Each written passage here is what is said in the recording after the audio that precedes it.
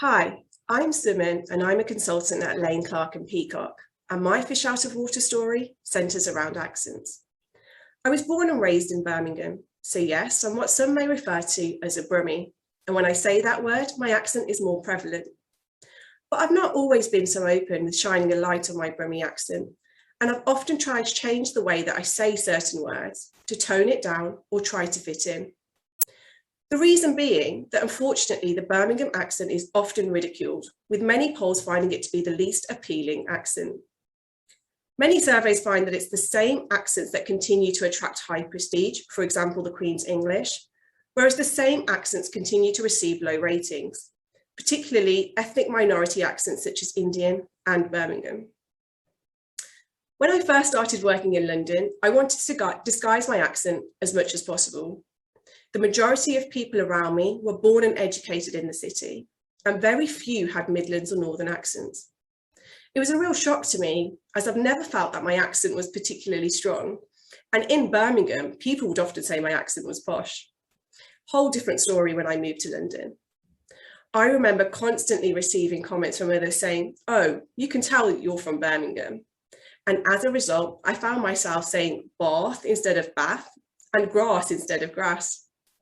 On the odd occasion that someone would say, "Where are you from? I can't actually tell," I would feel a real sense of happiness that my accent couldn't be pinned down. I'm confident that those making those comments were not trying to be intentionally judgmental or hurtful, but it was a result of certain biases. We all have biases, and accents are no exception. We make associations with accents based on people we've met and what society has conditioned us to believe. But it's only when we rely on these simple stereotypes to judge unrelated traits, like intelligence or competence, that it can be classed as discrimination, and that's when it becomes a real issue. Looking at the positive, I now have the confidence to be myself because I realise that I deserve to be recognised on my work and the impact of that work, rather than how I sound as a result of where I was raised. I also now appreciate the value of differences. I want to showcase mine in any way I can to help others.